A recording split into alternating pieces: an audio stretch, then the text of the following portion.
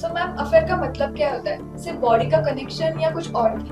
which does not necessarily have anything to do with the bedroom. So the first aspect is shock. उसके बाद आएगा anger आएगा, grief आएगा. Typically अगर आप एक steady relationship में हो, तो एक steady relationship बहुत सारी ऐसी चीजें देता है आपको. इज अफेयर अ साइन कि आपका रिश्ता टूट गया?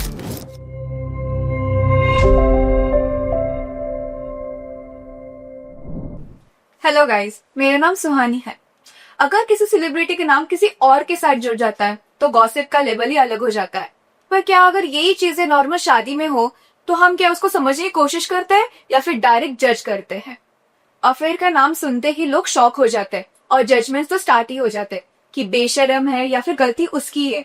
पर I guess every story has an unseen side, और आज हम इसी टॉपिक पे डिटेल बात करेंगे। And for that we have Disha Badlani, who is a counselor and has helped many people to deal with challenges and changes in their lives. Hello ma'am. Hello, Swani. Good to be here. So ma'am affair का मतलब क्या होता है? सिर्फ body का connection या कुछ और भी? अफेयर का मतलब होता है कि you are engaging in different ways with somebody outside of your partner, basically committed partner. Okay. तो जहाँ पे आपने एक्सक्लूसिविटी की भी प्लेज ली है एक दूसरे के साथ, जिसमें मैरिज ऑब्वियसली उसमें फॉल करता है. Bodily connection is obviously a part of this aspect. उसके अलावा emotional affairs are very much, जहाँ पे आप इमोशनली इन्वेस्टेड हो किसी और में, या आप इमोशंस शेयर कर रहे हो, विच normally you would share with your partner, your spouse. So it can even be as random as you are seeking that connection with another person, which does not necessarily have anything to do with the bedroom, but you are sensing कि now I am looking forward to this connection. वहीं पे शुरू हो गया है उसका, वो seed वहीं से शुरू हो सकता है. So it can be just a simple, आप कनेक्शन कर रहे हैं या एक व्हाट्सएप मैसेज कर रहे हैं. आपको आदत पड़ गई कि रोज सुबह ये व्हाट्सएप मैसेज करना ही है, या आपको आदत पड़ गई कि रोज शाम को before you end the day ये होना ही चाहिए connection. These are all the places where the seed has already started. So yeah, it's not just the body, it's the mind, it's the emotions, it's this sharing of everything that you have actually committed to somebody else. That's what it is. किसी के affair के जानने के बाद हम तुरंत उसको जज करते हैं कि ये इंसान गलत है या फिर बेकार इंसान है। ये इतना सिंपल होता है? Not at all. Not at all. Not at all. देखिए, जैसे कोई भी मैरिज में नहीं घुसता ये सोच के कि मैं डिवोर्स करूंगा, वैसे कोई भी मैरिज में ये सोच के नहीं घुसता, या किसी भी रिलेशनशिप में कोई ये सोच के नहीं घुसता कि I am going to have an affair, right? So again complexity बढ़ गई, क्योंकि आप ये सोच के आपने उस रिलेशनशिप को एक फॉर्म नहीं दिया है. पर आप अगर ये कर रहे हो, या if for whatever reason this is what has happened, then you cannot be labeled as a bad person or not a good partner, या whatever. क्या है, there are so many angles to this aspect of having an affair outside your partnership, outside your marriage. So it is very important to understand that you are not a single dimensional person, and your relationship is not the only thing that defines you, है ना? ये आपकी जो marriage है या आपकी जो committed relationship है, वो इकलौती एक चीज नहीं है जो आपको बना रही है, राइट? तो वी कांट से कि you are a bad person. It's like saying if somebody is not good in studies, we are calling him a bad person, we are calling him overall dumb. Academically शायद ठीक ना हो, लेकिन बाकी सारी चीजों में वो बढ़िया हो सकता है. So a person and behavior, इनको we have to know how to differentiate, right? A lot of times the behavior is what is objectionable. The person is okay. He or she is also made up of various aspects. उसमें भी कोई उसकी भी कोई desires हैं, उसकी भी कोई ambitions हैं, उनका भी कोई emotional ambition है, कोई emotional needs हैं. Everybody is made of that. As human beings, we realize that we ourselves are made of that. We ourselves have so many aspects to us as a personality. So किसी को इस तरह से label करना is like negating everything else that they are, which is so unfair. When you think of it that way, you realize कि अरे this aspect of this person's behavior needs to be changed or needs to be challenged or is objectionable, या ये इसके behavior से ये impact हुआ है. Perfectly fine, perfectly okay. But don't throw that black ink all over the person and basically just negate the person, just negate who he or she is, and negate that they also have some wonderful qualities. They are also wonderful people. They also have some great skills and talents. इसको पूरी तरह से negate करना is totally not okay. Yeah? And differentiate the person from the behavior. Ma'am, affair का emotional impact क्या होता है on the person who is getting cheated and the person who is cheating? The person who is getting cheated on, typically the first aspect would be shock. क्योंकि ये usually इस type का betrayal out of the blue आता है. आप expect नहीं कर रहे होते हो, आपने साइंस शायद पहले देखी नहीं होती है, या देखी भी हो तो यू आर होपिंग कि ऐसा ना हो, और अगर वो उस तरह से डिस्कवर हो जाए तो it is a very shocking space for the person who experiences this happening to them. So the first aspect is shock. उसके बाद आएगा anger, आएगा grief, आएगा betrayal की feeling आएगी, trust, आपका ट्रस्ट टूटा है तो उससे रिलेटेड जो भी इमोशनल इम्पैक्ट होता है वो आएगा, सेल्फ डाउट आएगा, आप खुद ही को जस्टिफाई करने लगेंगे या आप खुद ही को क्वेश्चंस पूछने लगेंगे. बहुत सारे ऐसे एस्पेक्ट्स आते हैं जहाँ पे आपका बेसिकली आपका फाउंडेशन हिल जाता है, बिकॉज आप इस रिलेशनशिप या इस मैरिज में ये फाउंडेशन को स्ट्रॉन्ग करके घुसे होते हो. तो जब ये इस टाइप की चीज होती है तो for some time your foundation is shaken. So जब फाउंडेशन शेक होता है तो क्या क्या होगा, वो सब होता है. और फाउंडेशन पहली बार जब शेक होता है, अर्थक्वेक आता है, तो पहले शॉक होता है, अरे ये क्या होगा, what happened, how did this happen. So वहां से शुरू होके you will go through all those emotional aspects. जिस पर्सन ने ये कमिट किया है, person who has committed this act against their partner, usually वो भी शॉक में जाते हैं, but in a slightly different way. एक तो क्या होता है, उनके एक्शंस के कॉन्सिक्वेंस उनके सामने खड़े हो जाते हैं, जो वो होपफुली तब तक सोच रहे होते हैं कि ये कॉन्सिक्वेंस नहीं हो रहा है, so I am okay, I can do this, I can do this also. But जब वो कॉन्सिक्वेंस सामने खड़ा हो जाता है, तब योर रियलाइजेशन और your the extent to which that impact is seen, वो काफी शॉकिंग होता है for this person also. Because तब तक वो रियलाइज, आप शायद इंटेलेक्चुअली आपने सोचा है कि हाँ अगर ये पता चल गया तो बहुत बवाल मच जाएगा या it will be bad, but what will it be, you have not been able to, how will you know, right.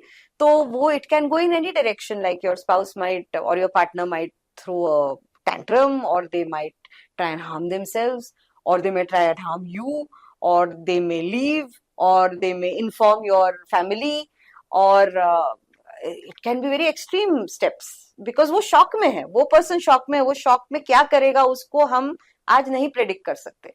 तो जब आप वो चीज फेस करते हो तो it's a shock for you also, because now you are trying to assimilate what has happened, while you also know that there is this thing कि ये ठीक भी होने के बाद, ये शॉक का लेवल निकलने के बाद, I still have to face up to the consequence. तो for you, for this person also, there is shock of a different type. For the person who is cheated on, there is shock of a different type. Both are in shock. If a person has cheated, he wants both the sides, the person he is with and the person he is cheating on. Why?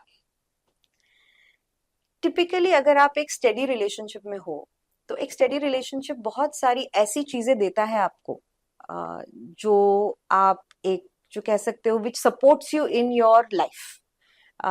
Like people who are married for a period of time and then let's say they are cheating or they are in a different relationship with someone else outside. तो ये जो world है उनका, ये world, like I said, किसी ने marriage करके immediately दूसरे दिन चीटिंग तो बहुत ही रेयर होगा. या पहले से they are already in an affair and they got married, वो अलग ही चैप्टर है, that's for another day. But typically आपने इन पर्सन के साथ एक लाइफ बनाई है, correct? You have made some life. 3 years old marriage है, 2 years old मैरिज है, या रिलेशनशिप है, या 10 years old है, you have made a life with them. वो लाइफ में एक इंटेंस कंफर्ट एंड एक इंटेंस रूटीन की एस्पेक्ट आ चुकी है, right? Your life is running a certain way because you have this setup, right? So to give up that or to imagine life without it is very hard. You may give it up if you are forced to give it up, but if you can maintain it, it works for you, right? Because ये आपने setup कर लिया है, इसमें आपका role and आपका जो part है वो भी क्लियर है, because you have set it up. There is a system here. Whether it's a routine, whether it is involving other people in the family, whether it is, how you get up and how you sleep and how you eat and, absolute basic चीजें जो हम कहते हैं, which sets up a life, वो यहाँ पे already आपका setup है. So obviously there is a desire to maintain that, right? If you are outside, you have gone out because of something that was either missing, या you wanted more, whatever those reasons may be. So वो एक reason यहाँ पे fulfil हो रहा है, right? तो ये फुलफिल हो रहा है इसलिए आपको चाहिए, there is something that you wanted more, which of course you could have communicated and done a lot of things, but we are not discussing that right now, right? We are saying if a person has these two things, they want both.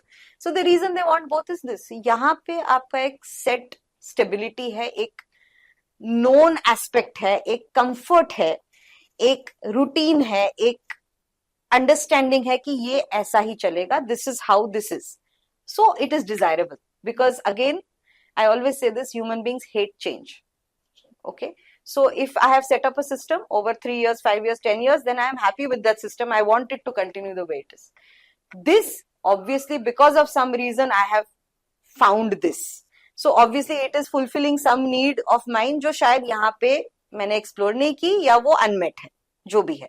So obviously ये तो desirable है ही, क्योंकि ये outside of this comfort है, लेकिन it is giving me something that I want, तो ये desirable है.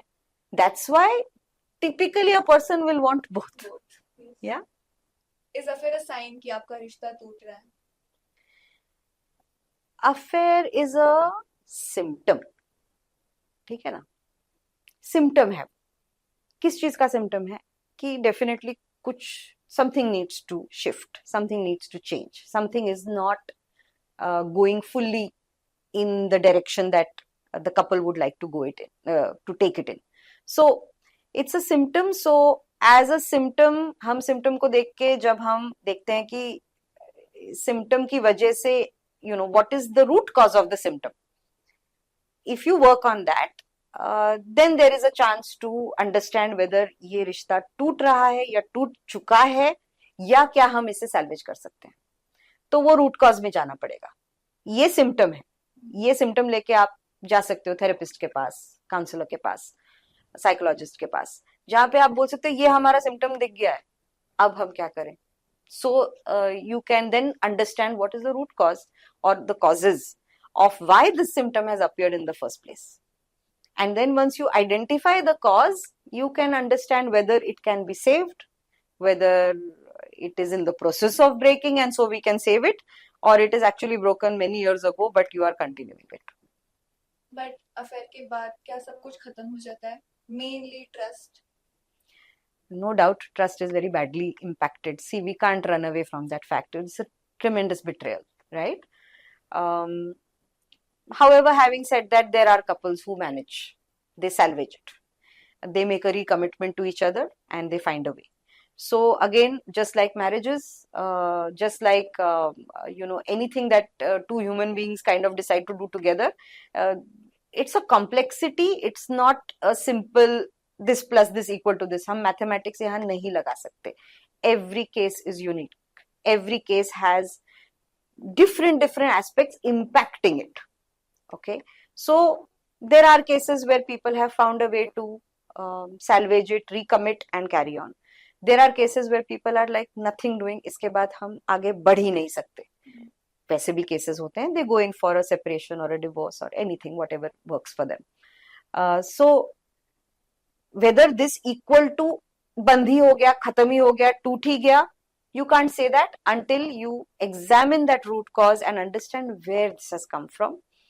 Trust is a process that takes a long time to rebuild.